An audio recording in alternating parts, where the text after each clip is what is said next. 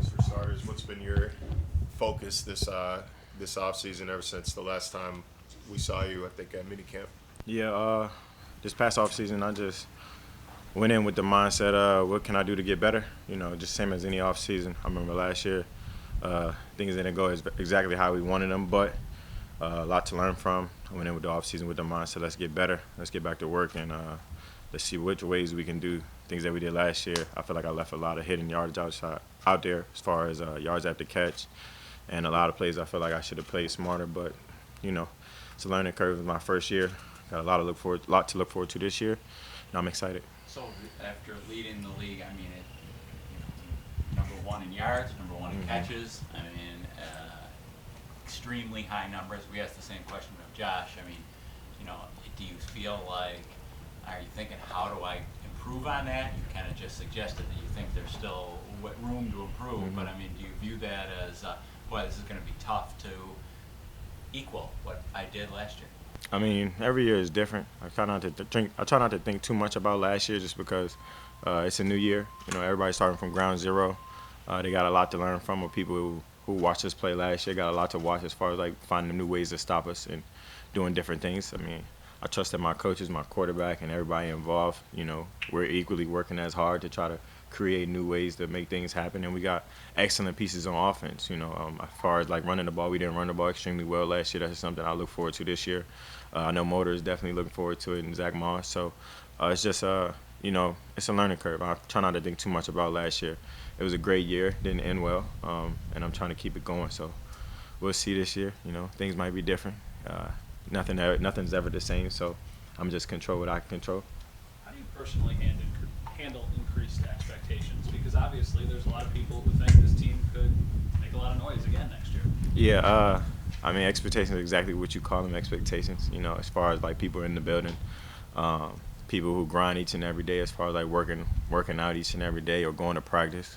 I'm happy to be back at practice, by the way. But those are people that, you know, in control of our destiny. You know, like I said, we start from zero, but you got good expectations, you got bad expectations. You know, what you live up to is kind of solely on you and your team. You know, so however we carry, you know, we don't think too much about it.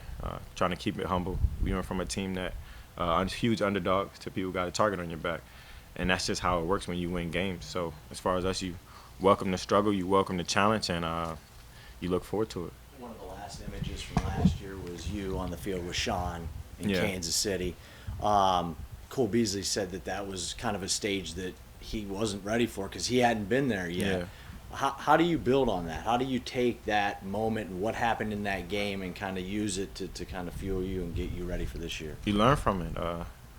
Ironically enough, I've been there on the other side in the NFC in a similar situation, real similar. And you just got to learn from it. You know, every team is different. You know, every year is different. So going in this year, everybody can go in the mindset of, yeah, we can try to go back to the AFC Championship. Everybody wants a Super Bowl. Everybody wants all those things. But you got to win game one. And it kind of goes game from game and, you know, week from week and day to day. So if you win today, we can worry about the next day tomorrow. So for us, you just take it one day at a time.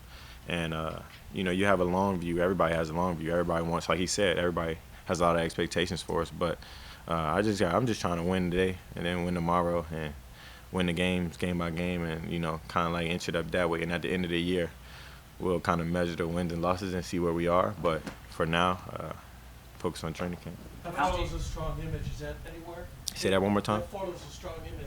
Do you have that anywhere in your home? No, I'm not a huge billboard material guy. You know, it's definitely an image in my head. I was there. You know, I don't need too much of a picture of it to relive it. But definitely something that's extremely motivating. I was extremely happy for them in that moment just because they worked extremely hard. They got a great team, and I look forward to seeing them again. How much is that a rallying cry, like when you need to dig deep? I mean, I know you want to move forward, but how often I guess, in training, have you brought yourself back to that moment and what it felt like watching that to drive you through your training and maybe even drive this team moving forward? I sound like some movie stuff. I'm not a huge you know, in the movies you see that image, the guy works extremely hard to get back to that point kind of thing. I could write a movie script, by the way. But, nah, that's not me. I got to focus on training camp. You know, we play the Steelers first. I'm going to focus on that. But definitely something in the back of my mind that I won't forget. But it's a team that we'll see often, especially if We in the AFC, so we'll play them again. Not nothing that I'm going to hold on too close, but anybody who knows me, I don't forget anything. How much do you think Emmanuel Sanders' experience, having been to 3 Super Bowls, Yeah. winning one of them, and his skill set is going to help you guys this season? I feel like it's gonna do what it needs to, as far as like guys who've won, guys who've had success, and I feel like winners breed winners. It's a guy that's been there multiple times. It's a guy that's been in the Super Bowl, had success in Super Bowls. I feel like I told him, I feel like he almost had another one if he would have caught that post. But that was just me talking junk. But as far as like being around guys like that, guys that's been in the Super Bowl, been winning, and a great player, aside from that, it helps your team. So for us, especially on the wide receiver end, it was some games where, as far as like, we had some guys injured, or we had whatever the case was, and I feel like he's a guy that's not only going to fill a void, but definitely going to play a key role on this team. So I'm heavily motivated. I'm just happy to have him, and I look forward to working alongside of him. Gabe Davis told me that last year you guys had a little friendly competition going who would catch more touchdowns. And he said that he almost had you. Almost. Almost. What did you see out of him over the course of his rookie season? Kid who didn't have a preseason or a training camp like you get now, and what are your expectations for him moving forward? Yeah, like I try not to put too much pressure on the young guys. As far as like a guy like Gabe, he handled himself extremely well as a professional. He knew what he had. He had success. He handled success well. As far as like with touchdowns, keeping that friendly competition between us, as far as like with players, you guys kind of get it on the back end, but we were talking junk about it all year. As far as like being a receiver, it was hard on this team because, it's only but so many balls that can go around. I'm not going to say specifically on my end, but for a young guy, as far as like trying to grow and trying to become the receiver that he wants to be as well. But he handled it in stride. He's a humble kid. He's a kid that works extremely hard. And it's something that I look forward to him as far as like taking that next next step and that next jump into his year 2. I tell him that all the time now. Let me see it. Last year you did play pretty well. You did have some success, but it's a lot more football out there for you, and it's a lot more you can obtain, a lot of things you can do better. So let me see that this next year, making that second year jump from a rookie to a sophomore, I guess, or however you dress it up. But I've been there, and I feel like he can handle it. And I'm hoping for his success as well. I feel like, as we all know, we got a lot of weapons on offense, and with Josh and the running backs and the receivers. But it's all about how we're gonna put it all together, And I trust our coaches to do so and put us in the best position to win. Steph, it's your second year in this offense and the system with Josh. What are you hoping for in your relationship with Josh on the field? How you guys can mix it up, be different, and have some fun? Yeah, like we had a little bit of success today as far as like going off script. You have plays that are designed to work. They work just fine, and then you got some plays that are football plays. And like Josh Allen is a football player, not only just a quarterback, a guy that it's kind of hard to describe a guy that just drops back and does everything, but a guy that can go off script and make those throws and play a little bit of football play. Play a little bit of backyard football or extend the play. So a guy like that, you want to take that next step with him. Certain things that we didn't do well last year, as far as like I feel like we didn't hit the deep ball well enough.